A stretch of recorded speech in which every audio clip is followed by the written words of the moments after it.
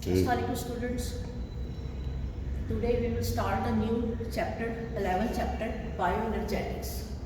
सबसे पहले हम उसकी डेफिनेशन पढ़ते हैं। जैसे आपको पता चल रहा है, बायो का मतलब है लाइफ और एनर्जेटिक का मतलब है एनर्जी। हम पहले इसकी डेफिनेशन पढ़ेंगे। Bioenergetics is the quantitative study of energy relationship and conversion in the biological system. इसका मतलब ये है कि जो तमाम लिविंग ऑर्गेनिजम्स हैं उनके अंदर ना सिर्फ एनर्जी की जो क्वांटिटेटिव स्टडी को हम कहते हैं, बल्कि उनका आपस में रिलेशनशिप और उनकी इंटर कन्वर्जन्स को हम बायो एनर्जेटिक्स कहते हैं। यानी बायो एनर्जेटिक जो है वो एनर्जी की क्वांटिटेटिव स्टडी और उसका आपस में एक दूसरे में कन्वर्जन्स को हम बायो एनर्जेटिक्स कहते हैं। बायो एनर्जेटिक्स जो है वो लॉ ऑफ थर्मोडायनेमिक्स को ओबे करते हैं।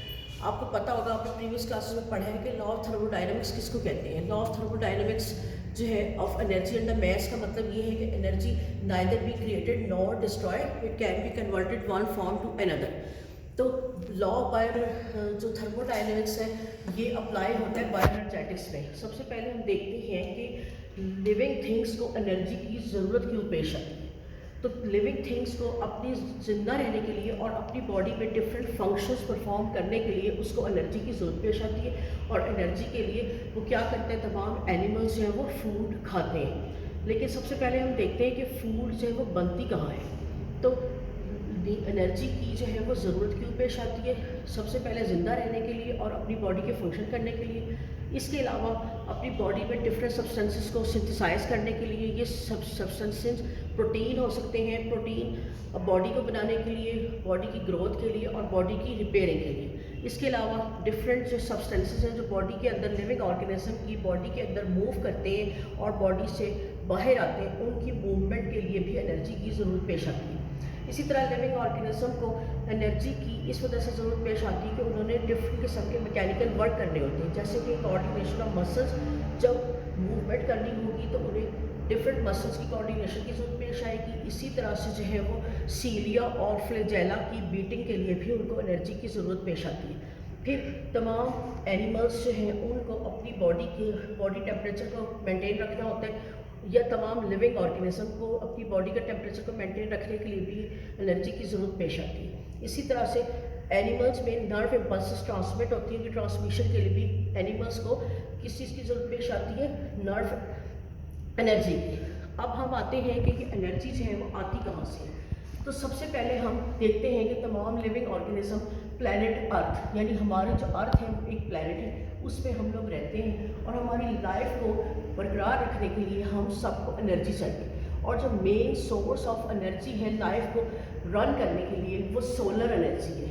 लेकिन ये सोलर एनर्जी तमाम लिविंग ऑर्गेनिज्म डायरेक्ट जो है वो यूज़ नहीं कर सकते, यानी अपनी बॉडी के फंक्शंस को परफॉर्म करने के लिए डायरेक्ट सोलर एनर्जी को यूज़ नहीं कर सकते। इसी लिविंग ऑर्गेनिज्म इस सोलर एनर्जी को पहले केमिकल एनर्जी में कन्वर्ट करते हैं और फिर केमिकल एनर्जी जो है वो कि उसकी बॉडी के मेटाबॉलिज्म को मेंटेन रखने के लिए और फूड की सिंथेसिस के लिए काम आती है। अब हम देखते हैं कि ये सोलर एनर्जी जो सन से हम हासिल करते हैं प्लैनेट अर्थ पे, वो कहाँ से किस तरह से हम कैप्चर करके उसको केमिकल एनर्जी में कन्वर्ट करते हैं। तो इस काम के लिए प्लांट्स, जो लैंड प्लांट्स हैं, वो क्या करते हैं, इस सोलर एनर्जी को कैप्चर करते हैं, क्योंकि उनके अंदर जो है वो एक ऑर्गेनिली क्लोरोप्लास्ट मौजूद होता है। ये कैप्चर करती है सनलाइट को और फिर ग्लूकोज जो है वो बनाती है। और ग्लूकोज के अंदर जो केमिकल बॉन्ड्स बनते हैं उसके अंदर ATP जो है वो की फॉर्म में एनर्जी स्टोर हो जाती है। एनर्जी ATP की फॉर्म में स्टोर हो जाती है। अब हम देखते हैं कि तमाम जो है लिविंग ऑर्गेनिज्म, सबसे पहले लैंड के ऊपर फोटोसिंथेसिस का जो प्रोसेस स्टार्ट हुआ। जब फोटोसिंथेसिस का प्रोसेस स्टार्ट हुआ प्लांट्स के अंदर या एल्गी के अंदर या फोटोसिंथेटिक बैक्टीरिया के अंदर, तो उन्होंने क्या किया कि मॉलिक्यूलर ऑक्सीजन जो है वो रिलीज़ करना शुरू की फोटोसिंथेसिस के प्रोसेस में, जिसकी वजह से एरोबिक रेस्पिरेशन की एवोल्यूशन हुई। जब एरोबिक रेस्पिरेशन की एवोल्यूशन हुई तो जो फूड बनी उसके अंदर जो केमिकल बॉन्ड्स हैं वो ब्रेक हुए और एनर्जी रिलीज हुई in the form of the ATP। इसका मतलब क्या हुआ कि ATP जो है वो लिंक है बिटवीन द कैटाबॉलिज्म और एनाबॉलिज्म। आप लोगों ने कैटाबॉलिज्म और एनाबॉलिज्म को प्रीवियस क्लासेस में पढ़ा है। कैटाबॉलिज्म का मतलब है कि जो है वो complex organic compounds break into the simple compounds, और एनाबॉलिज्म का मतलब है कि सिंपल कंपाउंड्स हैं वो उनका आपस में केमिकल बॉन्डिंग के बाद कॉम्प्लेक्स कंपाउंड का बनाना। तो एटीपी जो है वो कैटाबॉलिज्म और एनाबॉलिज्म के दरमियान एक लिंक है। और फोटोसिंथेसिस देखते हैं कहाँ होता है, तो तमाम लैंड प्लांट्स, एल्गी और फोटोसिंथेटिक बैक्टीरिया जो है फोटोसिंथेसिस का प्रोसेस हमारी अर्थ पर परफॉर्म करते हैं। और ये क्या करते हैं कि ये तमाम जो है वो इनऑर्गेनिक एनर्जी पुअर कंपाउंड्स को मिलाते हैं in the presence of the sunlight in the chloroplast organelle and then converted the carbon dioxide and water into the glucose and release the oxygen under water. और फिर यानी ये क्या करते हैं, सोलर एनर्जी को केमिकल एनर्जी में convert करते हैं और फूड के अंदर, ग्लूकोज के अंदर एनर्जी को स्टोर करते हैं in the form of the ATP. फिर जब हम रेस्पायर करते हैं लिविंग ऑर्गेनिज्म तो उसी एनर्जी को यूज़ करते हैं, तो क्या करते हैं ऑक्सीजन के साथ इस ग्लूकोज के मॉलिक्यूल को ब्रेक करते हैं और उस प्रोसेस को हम कहते हैं ग्लाइकोलिसिस। ग्लाइकोलिसिस का मतलब है break down of glucose, break down of glucose.